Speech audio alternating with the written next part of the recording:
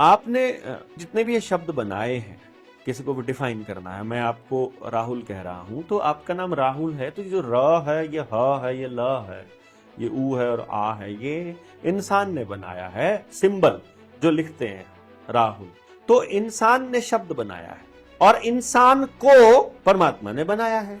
तो इंसान परमात्मा को कैसे डिफाइन कर सकता है? मान लो ये माइक है, ये इंसान ने बनाया है, तो इंसान तो इसको डिफाइन कर सकता है कि माइक ऐसे काम करता है और इसका मैनुअल ये है। ये माइक तो इंसान को वापस एक्सप्लेन नहीं कर सकता ना, क्योंकि इसकी औकात नहीं है इंसान को एक्सप्लेन करने की, इसकी लिमिट अपने तक ही सीमित रहेगी। तो इंसान की औकात नहीं है परमात्मा को एक्सप्लेन करने की, क्योंकि उसकी लिमिट इंसान से ऊपर सोच नहीं सकती है। इसको समझना पड़ेगा बहुत आसानी से।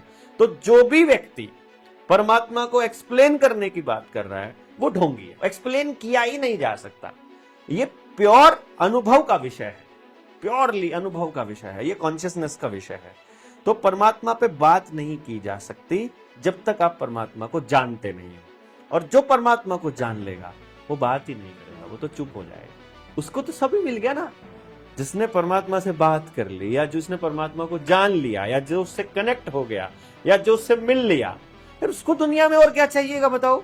उसको आपको प्रूव करना पड़ेगा कि परमात्मा है कि नहीं। वो आपका सर्टिफिकेट से मानेगा ना, जिसने जो सब सारी दुनिया को मनाने वाली चीज, सारी दुनिया को बनाने वाली, कंट्रोल करने वाली उस चीज से उसका साक्षात्कार हो गया। अब वो आपका सर्टिफिकेट लेने के लिए माइक पर बैठेगा क्या? वो भीड़ को बताएगा क्या कि तुम मानो कि मैं परमात्मा से सीधा कनेक्टेड हूं, कि मैं उसका भक्त हूं? वो सर्टिफिकेट मांगेगा। मैं तो इससे मूर्ख आदमी कोई नहीं मानता। यार सर्टिफिकेट ही लेना है तो बड़ी पावर का लो ना, इसका क्या लेना है? ये तो नीचे एक चैनल चला रहा है राहुल, तो एक देवेंद्र का सर्टिफिकेट लेके क्या करोगे? ये तो अपने जनता सरकार मोर्चा में घूम रहा है भोगता हुआ। तो मेरे या आपके सर्टिफिकेट से उसको फर्क पड़ने वाला नहीं है, जो परमात्मा से साक्षात्कार कर लेगा।